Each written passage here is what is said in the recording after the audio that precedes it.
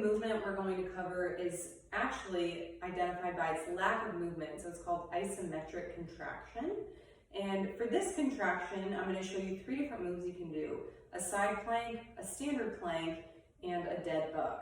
So for the side plank, what you're going to do is you're going to lie on your side. Again, pick the arm that's weaker. So if you're right-handed, that's probably going to be your left arm. For sake of demonstration, I'm just going to use my right side to start. So to make this easier, you want to start with your knees on the ground, your elbow underneath your shoulder, and you're going to just press forward and hold. Now, to make this more difficult, you can just extend your feet out and push up so that your feet are touching the ground instead of your knees.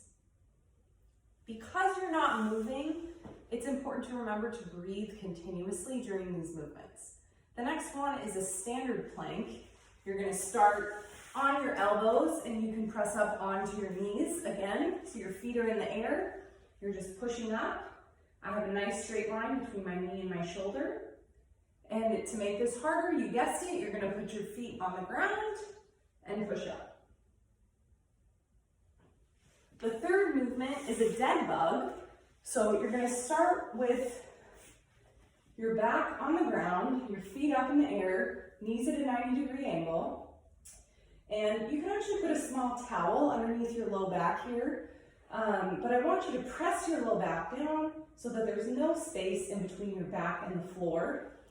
And if you have a towel there, you could kind of pull on it to make sure that you are indeed keeping that space filled with your back. Keeping your knee at a 90-degree angle, you're going to lower one of your legs down slowly, come back up, do the other side.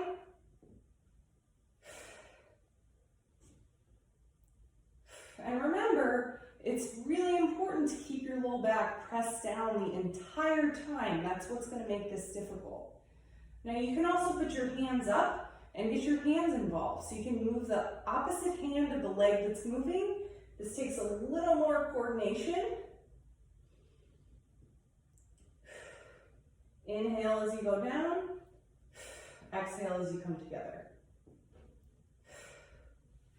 So even though your arms and your legs are moving during that, your core is remaining still, which still makes it an isometric movement.